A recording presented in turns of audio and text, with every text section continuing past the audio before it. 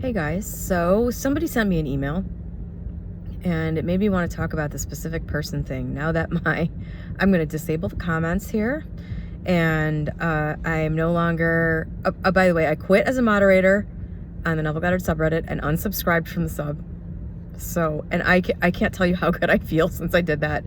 It's just like 10,000 voices have been shut off. It's amazing. And I shut off all the comments on everything on my subreddit, and I've actually been writing some stuff there. If you like to read also, in addition to watching videos, or like me, you like reading better than watching videos, I'll link to my subreddit there. Just, not responding to comments, not reading all the submissions on the subreddit, which I stopped doing a few days ago. It's amazing how it just took like one day, and then all of a sudden, I had stuff I wanted to talk about. I had stuff I wanted to write about. Shutting everything out is really amazing for me. I don't know. I would imagine it's that way for everybody. But so I got an email from somebody who is originally from my area, and yes, I know your family's business, of course, and the jingle has been in my head all morning now and will be in my head all day, so thanks a lot for that. And she was talking about the specific person thing, and I've talked about that on this channel here and there. I don't like this. In my opinion, this manifesting genre is just almost completely fueled by heartbroken people.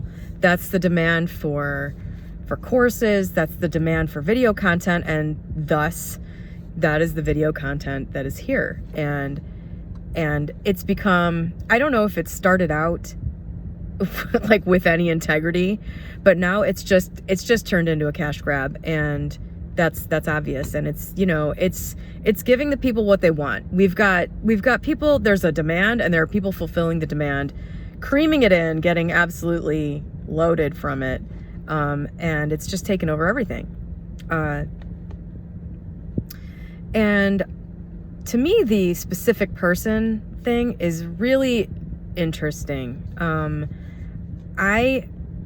glad I didn't find any of this YouTube SP stuff at certain key points in my late 30s, because I had like a major heartbreak this summer before I turned 39, and I still don't think I would have done this stuff, but I can see why it becomes attractive to people that are in a certain mental state or a certain place with themselves. And I was already out of that, thankfully. I've talked about how I kind of had some important realizations about where I was coming from in general, my view of myself, due to some childhood events at pivotal times. You'll have to watch back through my channel for that. I don't have videos right offhand to link you to, but I was kind of past that already by the time I got here to this particular area of the cyber world.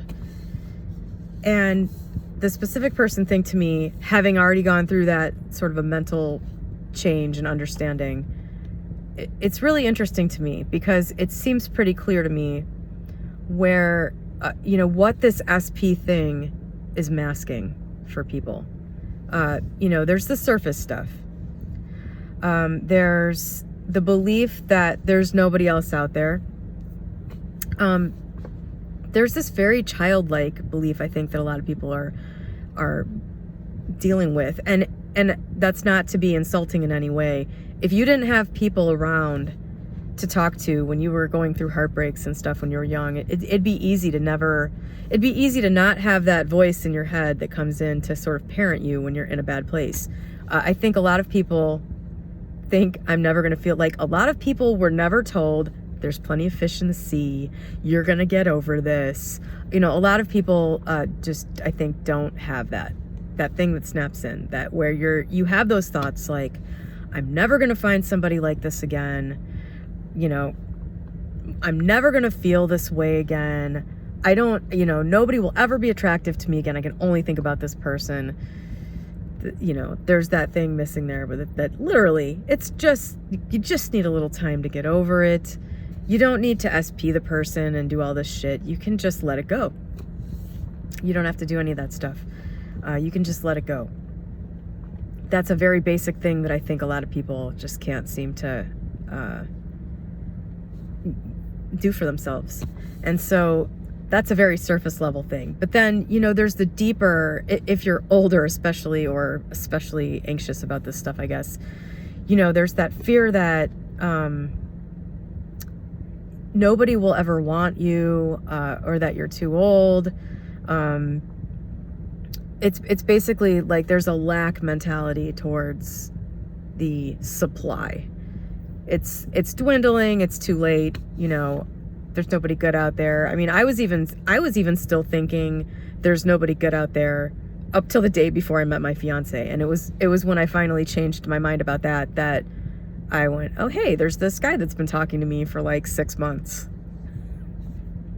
He was right there.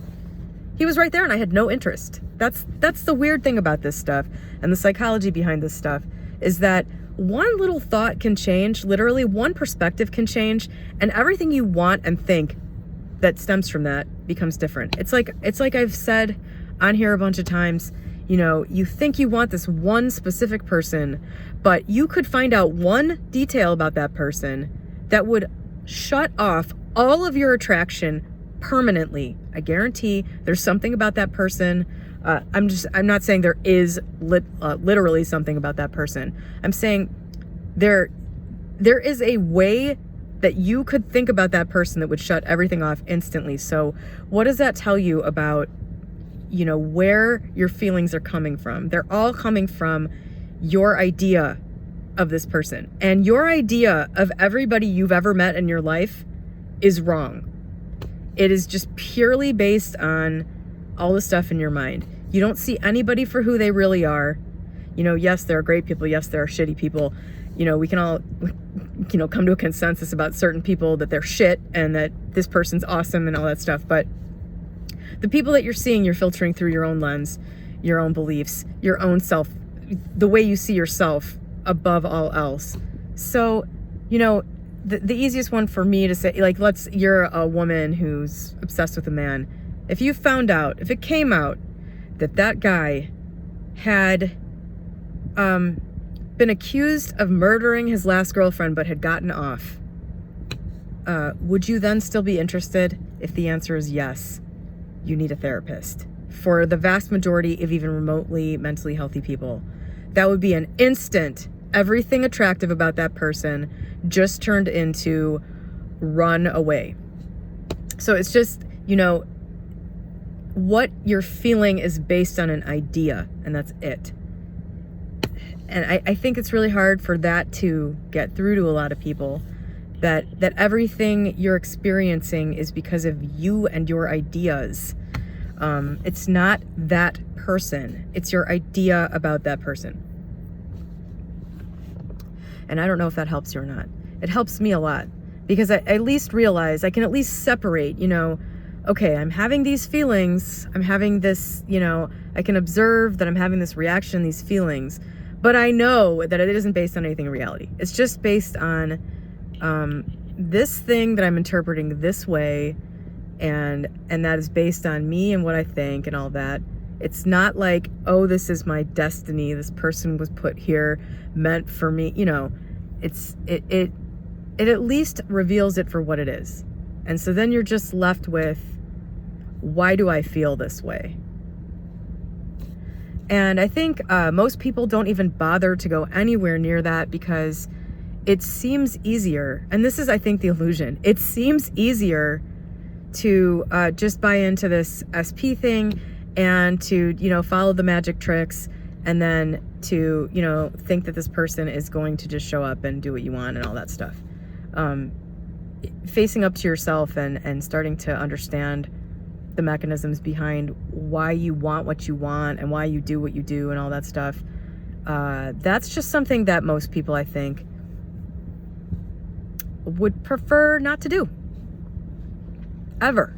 Like, it's just, I think a lot of people just kind of want to treat this whole experience like an amusement park, and death is when you just kind of like,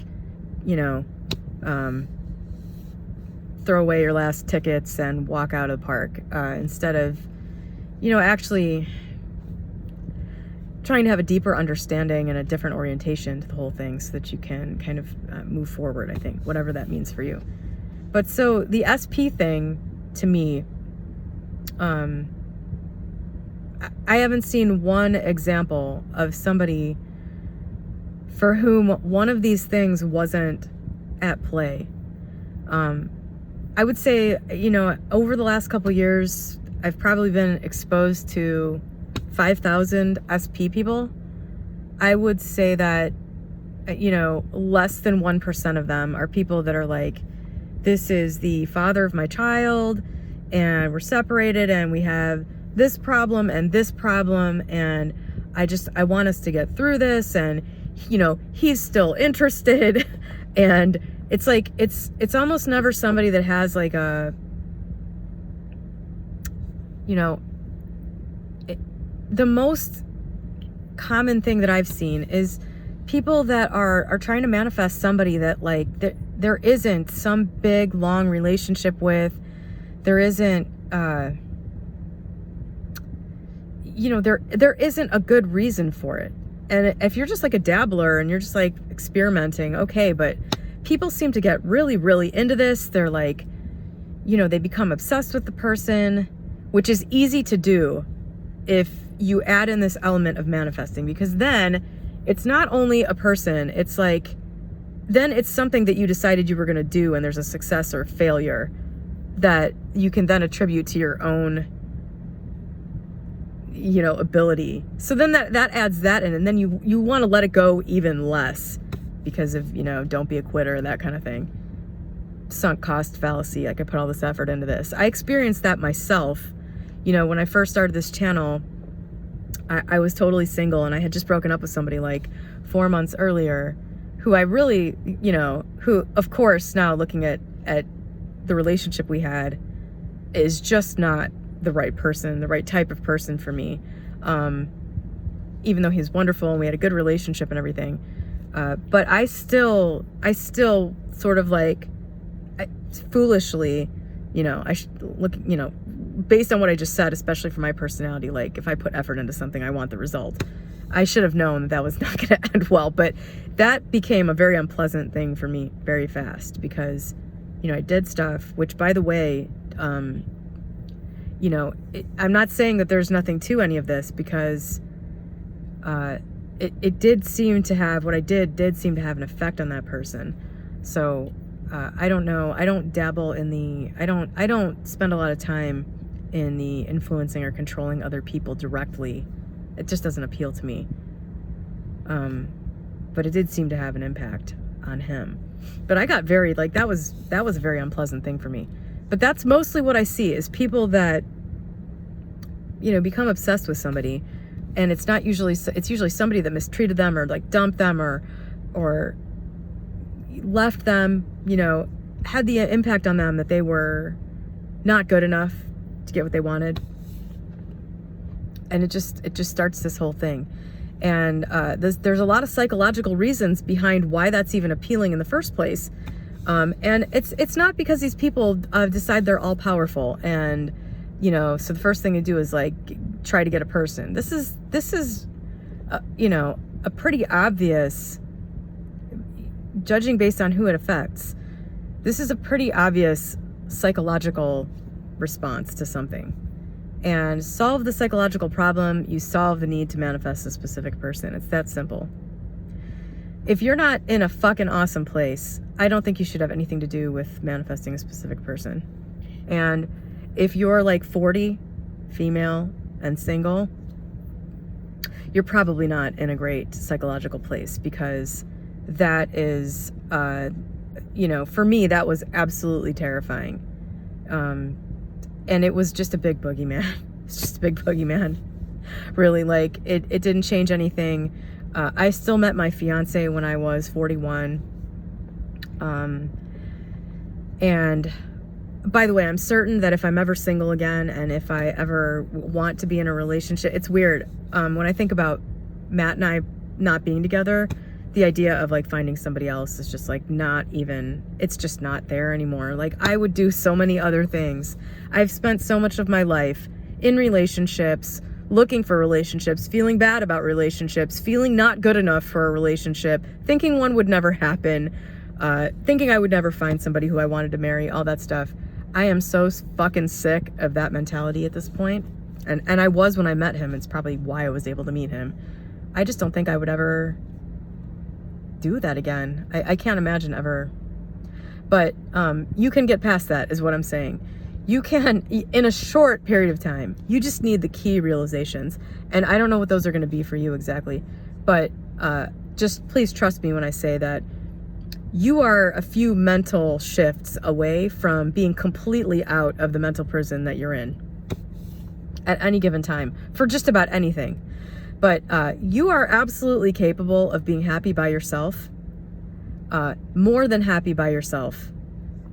You're capable of walking away from all of this existential fear. And as a middle-aged woman, that's a tough place to be, thanks to our culture and society. Probably all of us. I used to say, oh, this is, I'm just speaking about America. I really think, I don't think a middle-aged woman is really feeling too great anywhere on this entire planet, because women and their physical beauty and all that shit, that's prized in every fucking culture since the dawn of time. So, fuck us all when we start to get lines on our face and stuff. It's fucking awful. But you can rise above it and get over it. And honestly, it really doesn't impact. I found that after 40, I was on a dating site when I was 39, and I was so dreading turning 40, because I was like, I know the day I turn 40, no one is ever going to talk to me on here again, because every guy, that's within the age range I would date, and I was my age range was 38 to 50 or something. I was like, nobody's ever going to talk to me again. Only old guys are ever going to talk to me. Nothing changed. I was on a dating site for maybe a couple months after 40 before I shut that down and never went back. And I actually got better people talking to me. And I still got 100 messages every day. It was crazy. Being a woman on a dating site is insane. Anyway, by the way, my mom and my stepfather, who have been married for 30 years, met when he was 45 and she was 47. And he had 5 kids and she had 2, and they were both still married. They were obviously both on the outs with their spouses and didn't start dating until after, everybody was in the process of getting divorced. But look, rid yourself of the idea that you having a partner that is fulfilling to you is off the table after a certain age. I do think a lot of people need to just let go of this idea of some perfect thing happening. And I've never talked about this before, I don't think, because there's this whole you can manifest whatever you want and all that shit. That's basically what this whole thing is about. I'm sorry. I find that, this is all talking about ideal shit, when in practical reality, it doesn't play out that way and doesn't need to. And all this, you're limitless, you can get perfection. Just, most people can't really believe that. Most people can't work with that. And so it's just useless information that actually causes people to not get what they want at all. To not even get something that would make them very happy that isn't fucking perfect. That's one of the big problems here, in my opinion. If you have some idea in your head of the perfect mate and the perfect relationship and the perfect child and, the perfect wedding and all this other shit, I think a lot of people suffer from this. And, I think to some degree this was an issue for me, which you would find very funny if you see my dating history. I think people need to let that go. And you need to focus on the essence of what it is that you want, which is to be happy and secure and fulfilled. And you don't really know what's going to bring that to you. You might actually find that being in the perfect relationship caused a huge amount of pressure that made you miserable all the time, that made you always feel like you had to be perfect, that made you constantly feel like you had this gigantic thing that we were going to lose. You know, there's all kinds of unintended consequences that come with a lot of the shit that people are saying you can or should manifest in this space. I don't know. So anyway, the whole point of that was basically to say that the SP thing to me is masking a deeper fear of something, that you're not good enough, that there's nobody else, that time is running out, that you're unlovable,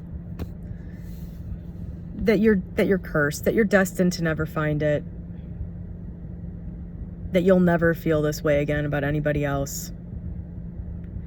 Am I covering them all? The best way that I can think of to prove that to yourself, if you really want to, is to just imagine, first of all, think about all the other people in your life that you felt that way about. For a lot of you, there's been a lot. For a lot of you, there's been more than one other person that you absolutely felt this way about until you met the next one. And then they became the person that you felt that way about when they dumped you or when you had to leave. You know, you're probably going to find that you have a pattern of feeling this way about many different people. That's a lot of you. I'm not saying that everybody will feel that way. But I think that, you know, you can pretty quickly release the specificity of the person by just realizing that you've had like 20 people that you would have SP'd in the past. So I don't know. The other thing I think is to just imagine yourself with 3 people in your vicinity that you have feelings for. Imagine that you're the Bachelorette on that TV show. You know, they always end up, they've got like 4 or 5 guys at the end, right? And they really like all of them. And they're trying to choose between them. You know, imagine that you have that and your SP is one of those people. How much does that lessen the intensity surrounding getting that person? You know, do these little mental exercises with yourself to get to the point where you realize that it's not about that specific person.